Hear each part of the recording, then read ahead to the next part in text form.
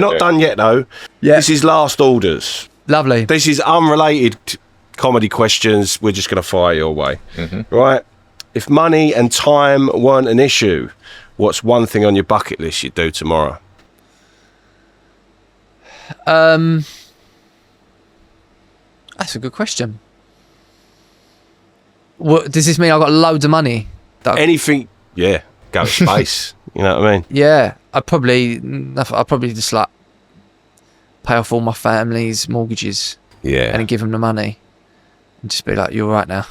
You know what I mean? Yeah, definitely. I think that's what I'd do. You're one of the people, aren't you? Yeah, and then take my son Disneyland.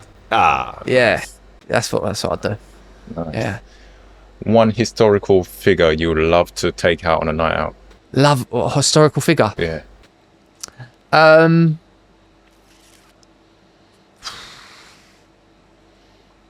I don't idolise people like that, you know. Nah. I mean, if there's anyone I could bring back from the dead, just see again, would probably my granddad, who I spoke about earlier. Oh, I was waiting for someone to say their family. Yeah, when we yeah. asked historical, and no one ever bloody has. Yeah. That's exactly what I would do. Yeah. I'd bring my granddad back. Appreciate what Churchill done and that, but you know what I mean. But some of his views were a little bit sketchy at times. You know what I mean? So it's like I think that one's left in the past. Yeah, bring my granddad back. That's what I'd love to. Love that. Yeah, just love to have a. There's often you've ever seen that picture, and it's like I think it's on like the cliffs of Dover, and there's a bench, and it goes, if you could bring one person back for 10 minutes to talk to them, who would it be? And I always think that'd be my granddad. And what would you You say know what I mean? for those 10 minutes? What would I say? Oh, you're going to make him cry now. Yeah, you're doing me. Just started to turn my life around, really. Yeah. You know, Yeah. towards the end of his life, I weren't, you know what I mean, weren't the best person. So, yeah, I suppose, you know, say to him now, I can. I'm doing all right. Yeah, I'm doing all right. Yeah. Go to joshjameses.com for tickets. Well, you are though, man, and I'm sure that he knows. I'm a bit of a believer in the other side and stuff like that. Yeah. And yeah, I'm sure he knows. Yeah.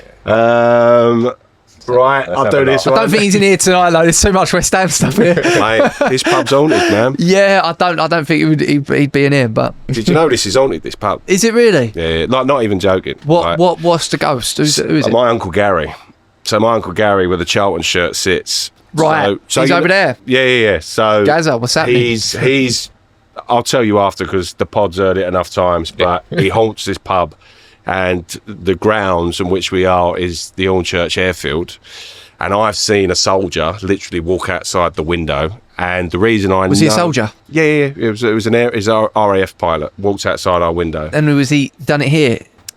So yeah, on the outside the front of the house. I'll tell you later what was going on in here. But No, what was he up to in here? What was Uncle Gary up to in here? The dirty bugger. He thought, can I get some privacy in here? I'm trying to have a little bit of me time, you know what I mean? Uncle Gary, calm yourself down. Jesus Christ, them Charlton fans, you can't dirty buggers, isn't they they? were pumping one off in here. Yeah. Oh, but it is haunted. It is haunted. But we'll go after. But listen, here's another one. Shag, marry, kill. Gal Platt, Coronation Street. Lisa Dingle, Emmerdale. Pauline Fowler, EastEnders. Probably marry Pauline. Right. Probably why? marry Pauline. Wouldn't be a long distance relationship, you know what I mean? Yeah. Emmerdale and Corrie. That's a lot of money on a train fare, isn't it? You know? I could probably get to Walford from here in 20 minutes, you know? So yeah, marry Pauline. Gal Platt, I'd probably put one through her. Bob, you know, her Bob's a little bit horny. She's had more second names than anyone. Yeah, She's got 6 second names. Yeah. So well, you know she'd be good at it then. Yeah, oh god.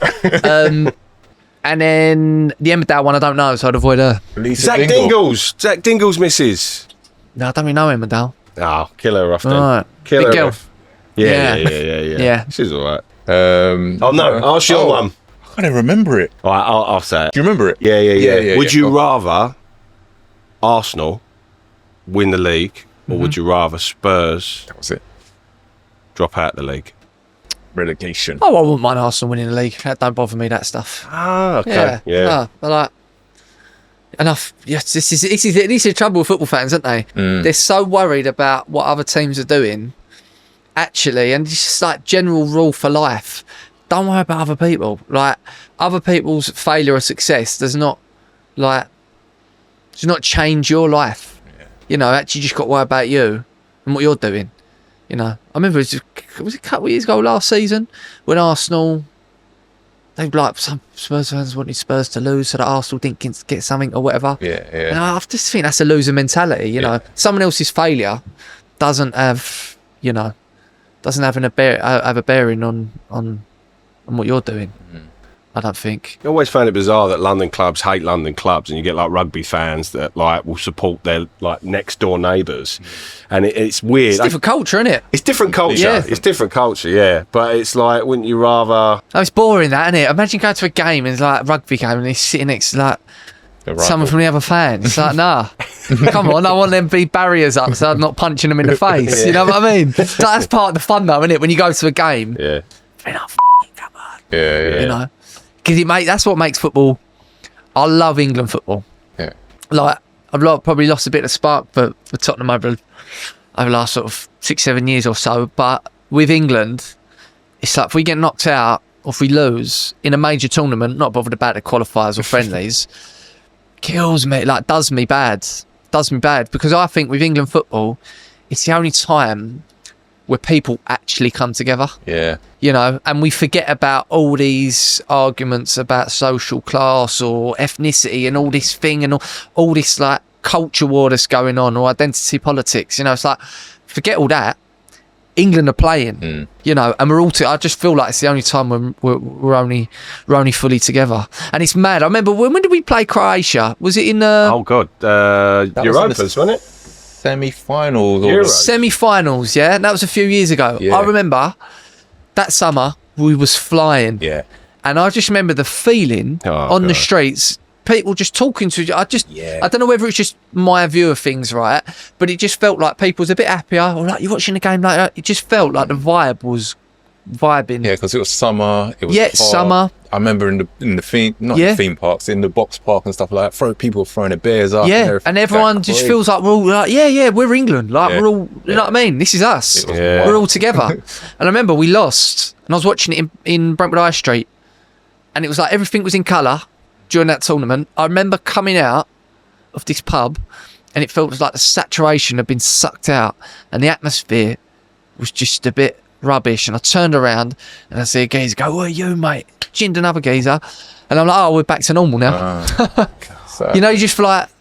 But that's why I love England. I love England because it brings everyone together. There's nothing like when England score a goal, and everyone's in the pub and everyone's grabbing it, and you don't know that guy there, and you're like, "Come on, mate, we're England.